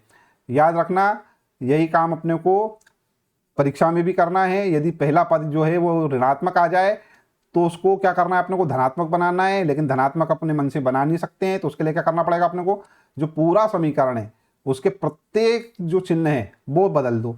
तो ये माइनस वाला हो गया प्लस, ये प्लस वाला हो गया माइनस, और ये माइनस वाला हो गया प्लस। ठीक है, बराबर में 0। अब ये हमारे पास समीकरण बन चुकी है। अब इसको हल करने के हमारे पास दो तरीके हैं, एक तो गुणनखंड विधि है और एक सूत्र विधि है, जिससे चाहे उससे कर सकते हो। अपन करते हैं इसको गुणनखंड विधि से हल। तो ये हो जाएगा हमारे पास क्या, देखो गुणनखंड विधि से हल करने के लिए अपन क्या करेंगे, ये जो 72 है इसका गुणा एक्स स्क्वायर का सगुणांक मतलब एक के साथ करेंगे, तो ये 1 गुणित हो गया 72, 72 आएगा। अब इस 72 को अपने को तोड़ना है। ठीक है, कितने भाग, किस प्रकार से तोड़ना है, लास्ट में क्या चिन्ह है, प्लस चिन्ह है। ठीक है, लास्ट वाला चिन्ह देखो, लास्ट में प्लस है तो जोड़ने पे क्या आना चाहिए, बीच वाली संख्या, बीच में कौन है, 17 है। तो ऐसी दो संख्याएं जिनका गुणा 72 हो और जोड़ क्या हो, 17 हो, तो ऐसी दो संख्याएं होती हैं 8 नाम 72। ठीक है, ये हो गया 8 गुणित 9, ये तो हो गया 72। अब 8 और 9 को आप जोड़ के देखो क्या हो रहा है, 17 हो रहा है। ठीक है, तो ये दो संख्याएं मिल गई है ना। इस प्रकार से आप क्या करेंगे, संख्याओं को तोड़ तोड़ के देख लेंगे। तो ये जो 17 है इसको अपन क्या लिख सकते हैं, इसको तो मैं ऐसा का ऐसा लिख देता हूँ, एक्स स्क्वायर माइनस ये 17 जो है इसको अपन लिख लेते हैं 8 प्लस 9 या 9 प्लस 8, कुछ भी लिख लो जो आपकी इच्छा हो। मैं यहाँ लिख लेता हूँ 8 प्लस 9, और ये एक्स हमारे पास यहाँ पर है गुणित में, ये एक्स गुणित में लिख दिया, प्लस 72 बराबर 0। अब देखना बच्चों, यहाँ पर ये जो एक्स स्क्वायर है ना इसको ऐसा का ऐसा लिखा रहने देता हूँ, ये 8 है, एक्स यहाँ पे आ जाएगा, तो ये माइनस का 8x माइनस का 9x, और ये यहाँ पर हमारे पास है 72। ठीक है, तो ये 72 ऐसा का ऐसा बराबर 0। फिर मैंने आपको बताया था कि दो दो संख्याओं के जोड़े बना लेना, ये दो संख्याओं के जोड़े बना लेते हैं अपन, और जो कॉमन निकल रहा होगा उसको बाहर कॉमन निकाल लेंगे अपन। क्या कॉमन निकल रहा है, यहाँ से x कॉमन निकल रहा है, x कॉमन निकाला, अंदर बचेगा x माइनस 8। ठीक है, अब यहाँ चूंकि माइनस चिन्ह आगे है तो माइनस चिन्ह सहित निकलेगा 9 कॉमन। ठीक है, तो ये अंदर बचेगा x, और ये 72 है तो ये माइनस का हो जाएगा हमारे पास 8। ठीक है, अब बराबर में क्या, 0। अब ये हमारे पास दो संख्याएं बन गई हैं। यहां पर से अपने को x माइनस 8 और x माइनस 8 ये दोनों एक जैसे दिख रहे हैं, तो इसको निकाल लेते हैं अपन बाहर कॉमन। उसके पहले मैं इसको हटा देता हूं, ये सर हमारा काम खत्म हो गया यहाँ पे। अब ये वाला जो है x माइनस 8, तो ये x माइनस 8 अपन ने बाहर लिखा, यहाँ अंदर क्या हो जाएगा, ये वाला x और ये वाला 9 है ना, तो ये x माइनस 9 बराबर में क्या आएगा, 0। देखो अब क्या होगा, x माइनस 8 बराबर 0 या x माइनस 9 बराबर 0, क्या आएगा, x बराबर 8 या x बराबर 9। वो पूछ रहा था दो संख्याएं कौन कौन सी हैं। ठीक है ना, तो यहां पर से अपन ने दो संख्याएं निकालनी, उत्तर लिखेंगे, उत्तर दो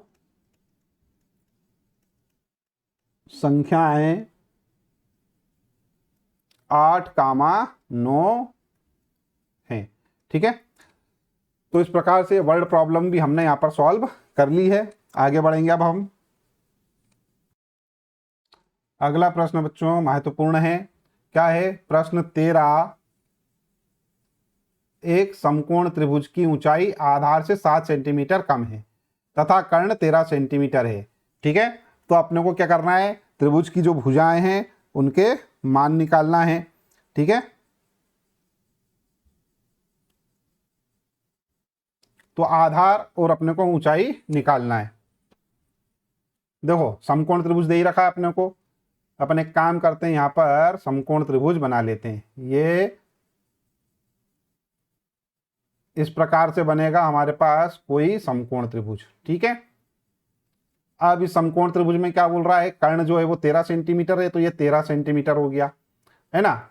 अब यहां पर देखो समकोण त्रिभुज की ऊंचाई आधार से 7 सेंटीमीटर कम है, आधार से 7 सेंटीमीटर क्या है, कम है। अपन एक काम करते हैं, आधार अगर मान लो अपन मान लेते हैं x सेंटीमीटर, ठीक है, आधार अपन x सेंटीमीटर मान लेते हैं, तो इसकी जो ऊंचाई है वो क्या हो जाएगी, x माइनस 7 हो जाएगी। क्यों, क्योंकि वो बोल रहा है 7 सेंटीमीटर क्या है, कम है, किससे, आधार से। ठीक है, तो ये समझ में आ गया होगा आपको, है ना। अपन एक काम करते हैं, इसको लिख लेते हैं ABC। ठीक है, तो ये जो प्रश्न है आपको समझ, प्रश्न में अपने को करना क्या है वो आपको समझ में आ चुका होगा, है ना। यहां लिख देंगे अपन सबसे पहले हल, और हल के बाद लिखेंगे अपन माना, या पहले जो दिया है वो लिख लेते हैं।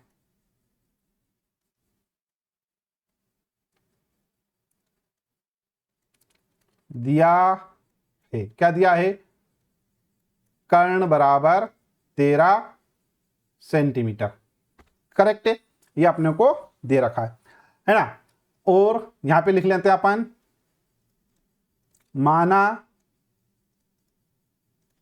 आधार x सेंटीमीटर है, ठीक है, तब ऊंचाई, तब ऊंचाई क्या होगी, x माइनस 7 सेंटीमीटर होगी, करेक्ट है। अब बच्चों यहां पर थोड़ा सा ध्यान दे लेते हैं अपन, ये तो अपने को सब पता चल गया, ठीक है। अब क्या है, पाइथागोरस प्रमेय से लिखते हैं अपन, पाइथागोरस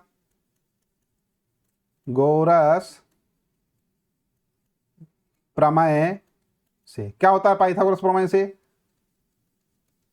कर्ण का वर्ग बराबर लंब का वर्ग प्लस आधार का वर्ग, यही होता है। कर्ण क्या है हमारे पास, कर्ण है 13, तो ये लिख दिया अपन ने 13 का स्क्वायर बराबर लंब, लंब हमारे पास है ए बी है x माइनस 7, तो ये x माइनस 7 का होल हाफ स्क्वायर प्लस आधार, आधार क्या है हमारे पास x है, तो ये लिख दिया अपन ने x का स्क्वायर। इसको हल करते हैं तो ये हो जाएगा 169, ठीक है, और यहाँ पर हो जाएगा x minus 7 a minus B का होल हाफ स्क्वायर, तो ये a का स्क्वायर, ठीक है ना, और क्या आएगा plus B square 49 minus 2ab, तो 2 इंटू एक्स इंटू 7, और प्लस में क्या है, ये वाला एक्स स्क्वायर है ये ऑलरेडी, ये लिख दिया अपन ने, है ना। अब इसको थोड़ा आगे हल करते हैं, ये 169 मैंने ऐसा का ऐसा लिख लिया यहाँ पर, और ये बराबर में क्या है, ये एक्स स्क्वायर, ये एक्स स्क्वायर, ये हो जाएंगे हमारे पास 2x स्क्वायर, करेक्ट है। और ये है 49 प्लस का, तो ये प्लस का 49, और ये क्या हो जाएगा, ये 2 का गुणा 7 के साथ 7 दूनी 14 माइनस 14x, करेक्ट है। अब यहां पर ध्यान दो, 169 है, ये 49 को इधर पहुंचा दो, तो 169 माइनस 49 बराबर 2x स्क्वायर, और प्लस में ये 49 तो चला गया इधर, माइनस का 14x बचेगा, माइनस 14x। देखो इसमें से इसको घटा रहे हैं, आएगा 120 बराबर क्या हो जाएगा, 2x स्क्वायर माइनस 14x। इसको इधर ले आओ तो क्या हो जाएगा हमारे पास, 2x स्क्वायर माइनस 14x, ठीक है। इसको इधर लेके गए तो ये हो जाएगा माइनस का 120, ठीक है। अब इसको इधर लेके जा रहे हैं तो इधर क्या लग जाएगा, 0, तो ये हो गया 0, है ना। मैं एक काम करता हूँ, इसको यहाँ से हटाता हूँ और इधर लगा देता हूँ, एक ही बात है। तो ये 0 यहाँ से खत्म, और ये दूसरी तरफ आ गया यहाँ पर हमारे पास। अब एक काम करते, पूरे समीकरण में 2 से भाग दे देते हैं, 2 से भाग देंगे तो क्या हो जाएगा, यहाँ पर, यहाँ से लिख देता हूँ मैं, 2 से भाग देने पर, देखो बच्चों 2 से भाग देंगे तो क्या हो जाएगा, 2x स्क्वायर में 2 का भाग देंगे तो आएगा x स्क्वायर, माइनस ये हो जाएगा 7x, माइनस ये हो जाएगा 60, बराबर में क्या आएगा, 0। तो ये हमारे पास क्या हो गई, x square minus 7x minus 60 बराबर 0। इसको अपन एक काम करते हैं, दूसरी तरफ लिख लेते हैं। क्या है हमारे पास समीकरण, क्या आया था, x square minus 7x minus 60 बराबर 0, यही था ना, ठीक है, हाँ यही था। चलो अब यहाँ पर देखो ये हो गया इतना। अब ये जो 60 है और यहाँ पर एक्स स्क्वायर का गुणांक क्या है 1 गुणित 60 आएगा कितना 60। अब 60 को हमें ऐसे भागों में तोड़ना है, लास्ट में माइनस साइन है तो क्या घटाने पर कितना आ जाए 7 आ जाए। तो ऐसी दो संख्याएं अपने को यहाँ पर ढूंढनी है, ठीक है, कि गुणा करने पर तो कितना आए 60 आए और माइनस करने पर 7 आए, ठीक है। तो 12 पंजे 60, 12 गुणित 5 क्या होता है 60 और 12 में से 5 घटाएंगे तो 7 आएगा, बीच वाली संख्या है ना। तो ये इसको अपन क्या लिख सकते हैं, यहां पर लिखता हूं मैं एक्स स्क्वायर माइनस ये 7 को लिख देंगे 12 माइनस 5, तो ये 12 माइनस 5 गुणित में एक्स माइनस कितना 60 बराबर 0। इसको और हल करते हैं अपन आगे। देखो ये एक्स स्क्वायर तो ऐसा का ऐसा लिखा रहने देते अपन, ये हो जाएगा minus 12 into x 12 x, minus का गुणा माइनस में होगा तो हो जाएगा प्लस, तो ये हो जाएगा प्लस, ठीक है, और 5x तो ये हो गया 5x माइनस 60 बराबर 0। अब फिर क्या करेंगे अपन, दो दो संख्याओं के जोड़े बना लेंगे, एक जोड़ा ये बन गया एक ये बन गया, करेक्ट है। अब यहाँ से कॉमन ले लेंगे, क्या कॉमन निकल रहा है यहाँ से निकल रहा है कॉमन x कॉमन, अंदर बचेगा x माइनस 12, ठीक है। ये प्लस का 5 यहाँ से कॉमन लिया अपन ने, अंदर बचेगा क्या x माइनस 60 में भाग देंगे 5 का तो 12 बार जाएगा, तो ये हो जाएगा हमारे पास x माइनस 12 बराबर 0। अब देखो x माइनस 12 ये x माइनस 12 ये दोनों एक जैसे हैं, इनको कॉमन ले लेते हैं अपन। यहाँ से कॉमन लिया अपन ने क्या x माइनस 12, अंदर बचेगा हमारे पास x प्लस 5 बराबर में 0।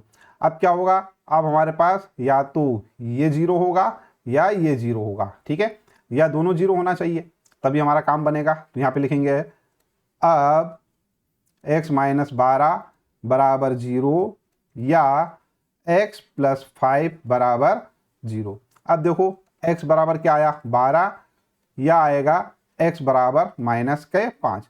यहाँ पर बच्चों ध्यान देना, ये जो है हमारे पास x बराबर माइनस 5, ठीक है, ये क्या है ऋणात्मक है और अपन क्या कर रहे हैं ज्ञात, लंबाई ज्ञात कर रहे हैं या आधार ज्ञात कर रहे हैं। मतलब क्या है, त्रिभुज की भुजाओं की माप ज्ञात कर रहे हैं। तो त्रिभुज की जो भुजाएं हैं वो कभी भी ऋणात्मक नहीं होती हैं, इसलिए ये वाले मान को अपन छोड़ देंगे, ठीक है। यहाँ पे लिख देंगे अपन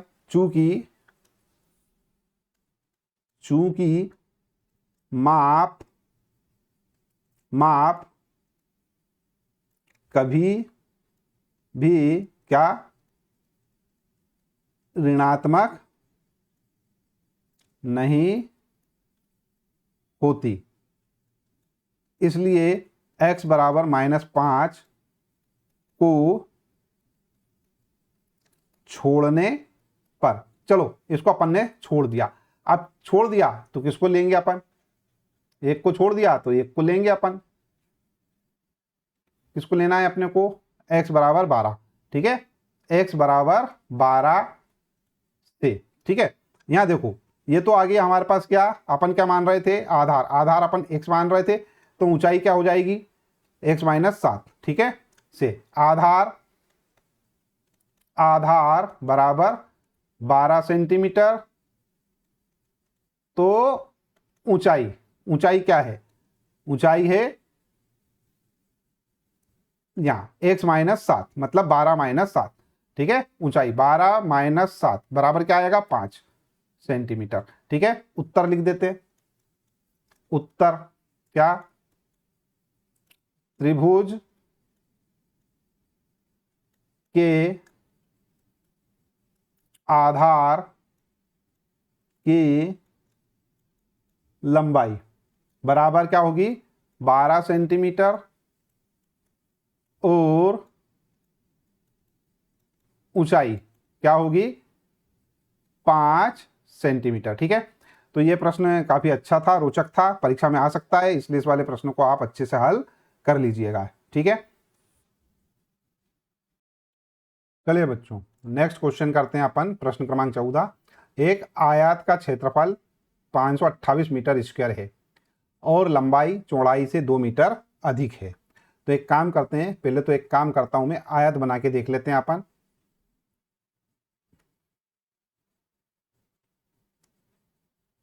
ये इस प्रकार से क्या होगा, कोई आयत होगा, है ना।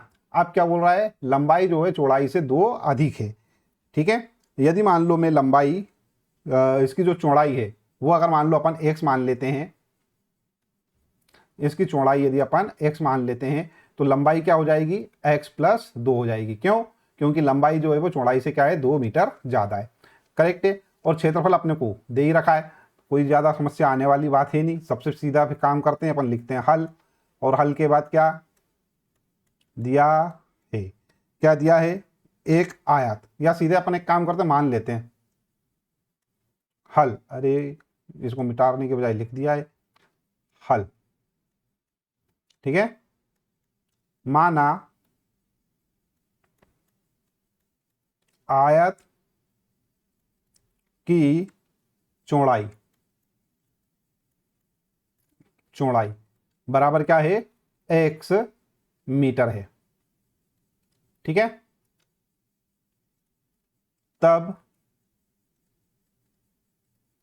आयत की लंबाई क्या हो जाएगी, x प्लस 2 मीटर होगी। करेक्ट है। अब प्रश्न के अनुसार,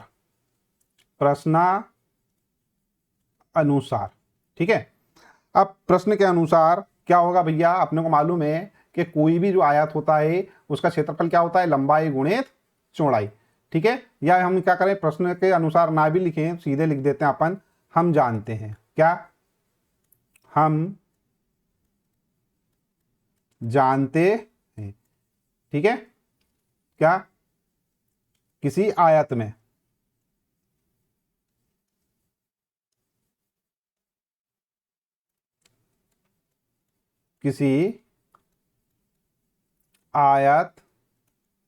क्या जानते हैं अपन, लंबाई गुणित चौड़ाई बराबर क्या है, क्षेत्रफल। तो क्षेत्रफल अपने को दे रखा है, ये लंबाई अपने को दे रखी है क्या, x, तो ये x, चौड़ाई अपने पास x प्लस 2 है, x प्लस 2 बराबर क्षेत्रफल है 528, ये लिख दिया मैंने 528। करेक्ट है। अब इसको अपन इस प्रकार से हल कर सकते हैं, एक्स स्क्वायर प्लस 2x बराबर में 528, या x square plus 2x minus 528 बराबर 0। यह समीकरण बन चुकी है। अब इसके बाद इसको आसानी से आप हल कर सकते हैं। तो ये जो 528 है, 528 को अपन ऐसे दो भागों में तोड़ेंगे। देखो 528 का गुणा 1 से करेंगे, 528 ही आएगा। अब 528 को अपने को तोड़ना है दो भागों में। ठीक है, तो दो भाग इसके टूटेंगे, 22 और 24। तो ये लिखा है अपन ने 22 गुणित 24 बराबर हो जाएगा 528। मैंने आपको बता दिया है। अब देखो लास्ट में माइनस साइन है, ठीक है, लास्ट में माइनस चिन्ह है, तो घटाने पर कितना आना चाहिए, बीच वाली संख्या, बीच में कौन है, 2 है, तो 24 में से 22 घटाएंगे तो ये मिल जाएगा। तो इस वाली जो समीकरण है इसको अपन क्या लिख सकते हैं, एक्स स्क्वायर प्लस 2 को लिख देंगे 24 माइनस 22। तो ये लिखा मैंने 24 माइनस 22 इंटू एक्स माइनस 528 बराबर 0। ठीक है, इसको आगे अपन हल कर सकते हैं। तो इसको अपन आगे हल करेंगे तो क्या हो जाएगा, देखो ये तो एक्स स्क्वायर ऐसा का ऐसा लिखना पड़ेगा अपने को, प्लस 24x माइनस 22x। ठीक है, एक्स का गुणा यहाँ कर देते हैं 24 में, एक्स का गुणा यहाँ 22 में कर देते हैं, माइनस क्या है 528 माइनस 528 बराबर क्या 0 है ना। अब क्या करेंगे अपन, दो दो संख्याओं के जोड़े बना लेंगे। तो यहाँ से जोड़ा जो बन रहा है उसमें क्या बाहर निकल रहा है कॉमन, देखो यहाँ से तो निकल रहा है x कॉमन, यहाँ से क्या हो जाएगा हमारे पास x प्लस 24, यहाँ से आ जाएगा 22 कॉमन। ठीक है, और अंदर आ जाएगा x प्लस 24, क्यों माइनस साइन कॉमन निकाल रहे हैं तो ये वाला माइनस क्या हो जाएगा, प्लस हो जाएगा, बराबर में क्या 0। ठीक है, अब फिर वापस से हम यहाँ पर ये संख्या और ये संख्या एक जैसी है ना, ये वाला पद और ये एक जैसा है तो ये कॉमन निकल सकता है। तो यहाँ से अपन इसको कॉमन निकाल लेते हैं, तो x प्लस 24 बाहर आ जाएगा, यहाँ से बचेगा x माइनस 22, तो ये x माइनस 22 लिखा अपन ने, बराबर क्या आएगा 0। ठीक है, अब ये समीकरण बन रही है, इसको मैं अलग लिख लेता हूँ। यहाँ पर क्या थी हमारे पास समीकरण, x plus 24 into X minus 22 is equal to 0। अब क्या है, या तो ये वाला भाग 0 होगा या ये 0 होगा या दोनों 0 होंगे। तो यहाँ पे लिख देते हैं अब x प्लस 24 बराबर 0 या x माइनस 22 बराबर 0। क्या होगा? x बराबर -24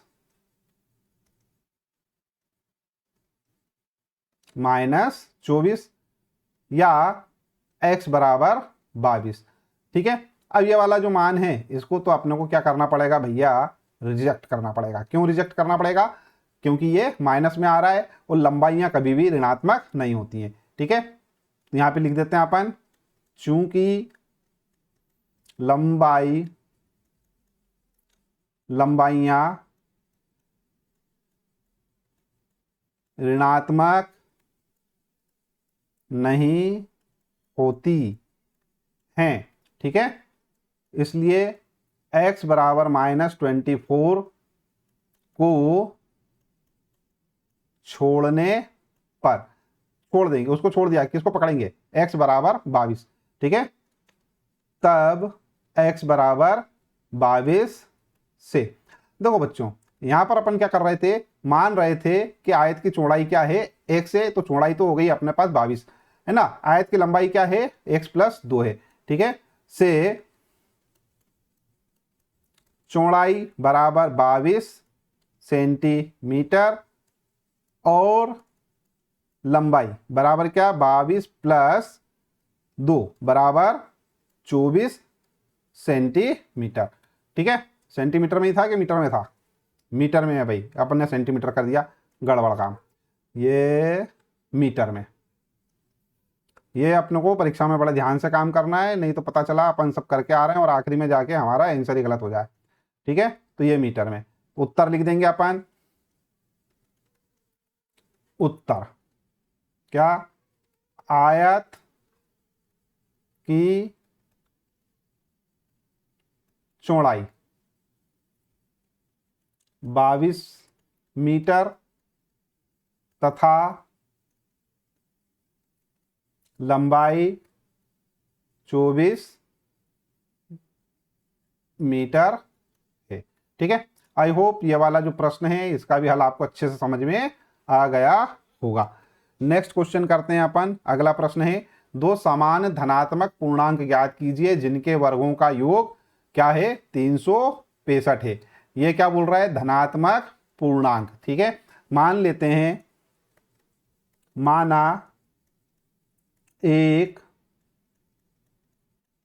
पूर्णांक x है। ठीक है, तब दूसरा भी x ही होगा। क्यों? क्योंकि भैया दो समान है, दोनों समान है ना, दोनों समान है, तो एक x है तो दूसरा भी x ही होगा। अब यहां पे क्या बोल रहा है? इनके वर्गों का योग कितना है? 365 है। ठीक है, तो यहां पे लिखता हूं मैं, प्रश्नानुसार क्या? x² + x², दोनों का वर्ग कर दिया और उनको जोड़ दिया, योग कितना है? 365 है। ठीक है, इन दोनों को जोड़ के अपन ने लिख दिया यहां पर 365।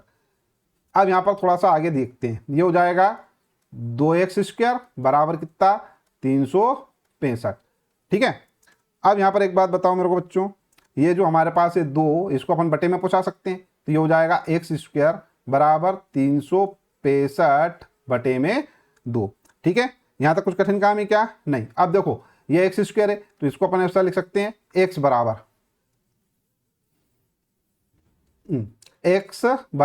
क्या? प्लस माइनस √ पूरा का पूरा 365/2, ये लिख सकते हैं। अब यहां पर थोड़ा सा ध्यान देना बच्चों, ये 365/2 है।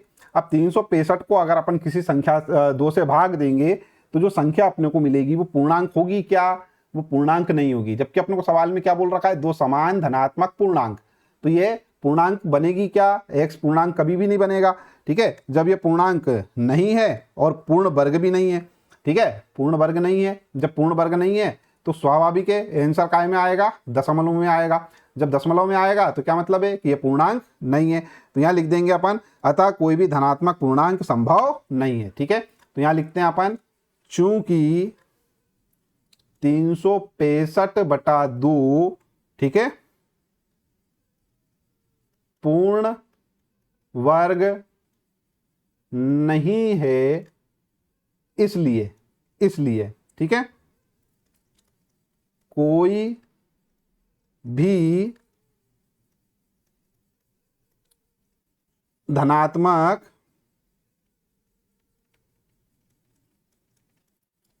पूर्णांक संभव नहीं है। ठीक है, आई होप प्रश्न अच्छा था, थोड़ा सा लॉजिक वाला था, है ना, तो परीक्षा में आ सकता है, तो इसको देख लीजिएगा एक बार। नेक्स्ट क्वेश्चन करते हैं 17। जांच कीजिए कि 2x - 1 x - 3 बराबर x + 5 x - 1 द्विघात समीकरण है या नहीं है। ठीक है, तो सीधे से अपन क्या करते हैं, यहाँ पर हल करते हैं जांच करने के लिए। ठीक है, तो यहाँ पे लिखते हैं अपन हल।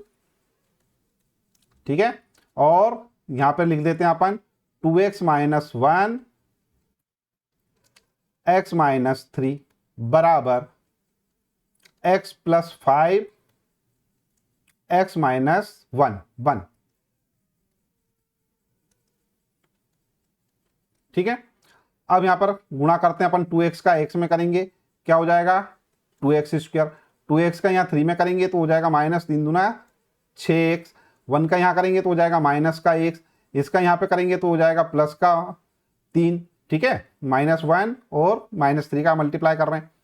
यहाँ पर x का x में करेंगे x², और देख लो x का यहाँ पे करेंगे तो हो जाएगा माइनस का x, है ना। 5 का x में करेंगे तो हो जाएगा प्लस का 5x, x का यहाँ करेंगे तो माइनस का 5। सबको इधर ले आओ, ये आ जाएगा हमारे पास क्या 2x² minus 6x minus x plus 3 minus x², minus से ये हो जाएगा प्लस x, ये वाला इधर आएगा तो माइनस का 5x, ये वाला हो जाएगा प्लस का 5 बराबर में 0। अच्छा, अब ये तो हो गया हमारे पास 2x और ये x², तो यहाँ घटाया अपन ने इसमें से इसको तो बचेगा x²। ठीक है, अब माइनस का 6x माइनस के 5x तो ये हो जाएंगे माइनस के 11x, और एक ये भी है हमारे पास और एक ये भी है। ठीक है, तो इन सबको करना है अपने को। देखो -6x माइनस x माइनस के 7x हो गए, माइनस का 7x और 5x हो गए माइनस के 12x, 12 में से 1 घटा दो तो 11, तो माइनस के 11x। ठीक है, अब संख्याएं देख लो, 3 और 5 8, तो ये प्लस के 8 बराबर क्या हो गई 0। तो ये हमारे पास क्या बन रही है, एक द्विघात समीकरण है या नहीं। अब देखो यहाँ पर हमारे पास क्या x² माइनस 11x प्लस 8 बराबर 0 है, तो इसका क्या मतलब है कि ये एक क्या है द्विघात समीकरण है। क्यों, क्योंकि इसकी जो अधिकतम घात कितनी है 2 है, इसलिए अपन इसको क्या बोल सकते हैं कि यह एक द्विघात समीकरण है। ठीक है,